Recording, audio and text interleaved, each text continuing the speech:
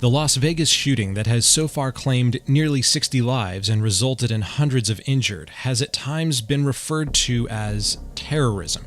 I believe this is incorrect and that it is also unhelpful for two reasons. First, it misidentifies what terrorism is, and second, it dilutes the meaning of the word terrorism by applying it too broadly. So then we have to decide what we mean by the word terrorism.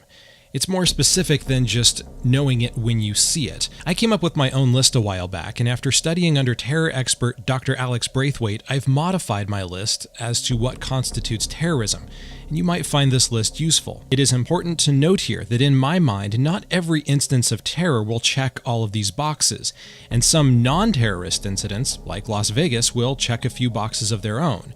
This is why it's easy to get confused, but in the long run, I think a true terror attack will match a majority of the criteria I'm going to present. First, terrorism is an act committed by a non-government or a non-state actor. If a state does something that looks like terrorism, we will generally call it human rights abuses, crimes against humanity, war crimes, ethnic cleansing, and so on, because of the legal world, the geopolitical scene in which states exist. For example, the UN can call out Bashar al-Assad for his actions, but it cannot drag al-Baghdadi or ISIS into the same forum for questioning. But there's more to why non-state groups are the perpetrators of terror than just affiliation, as we'll see in a moment. Second, terrorism has deeply ideological motives that are either religious or political in nature, or both. Dr. Alex Braithwaite notes that groups using terror are attempting to affect policy change by influencing individual fears and attitudes. Simply killing for the sheer hell of it, as we saw with the Columbine High School killings, might look like a terrorist act, but there's no motivation from an ideological point of view in the sense that the attackers were not trying to implement an ideology or cause policy change. The third attribute of terrorism is the indiscriminate targeting of civilians. If we see a group exclusively fighting with the government alone, we call that group militants or separatists or rebels. Once they make the targeting of civilians part of their regular operations, they have crossed the line into terrorism.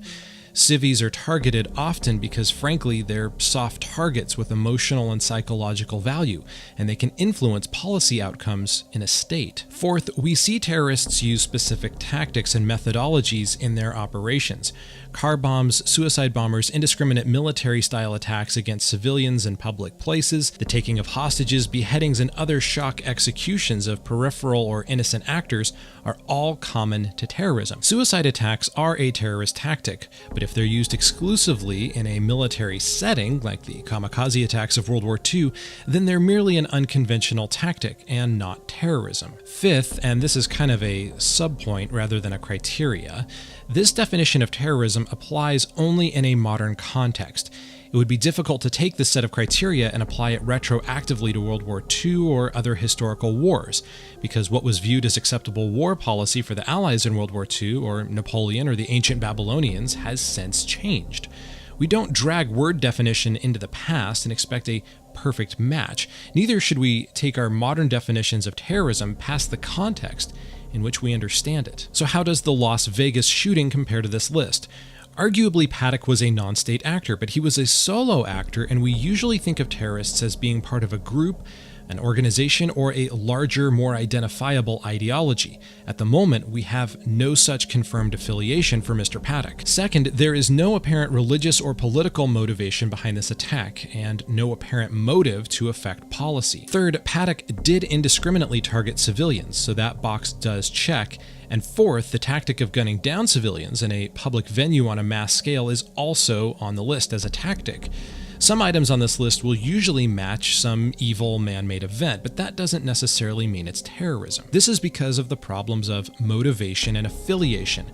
Just like motivation is a key part of a murder investigation, so too is it part of a potential terror investigation.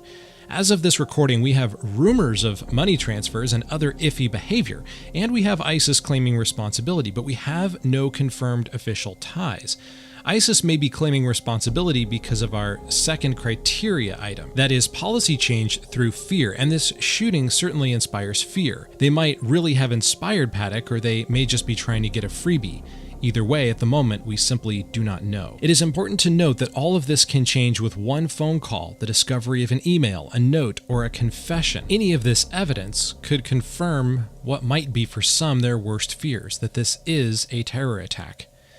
But until then, it might be wise to brace our overly politicized mind for a far worse reality.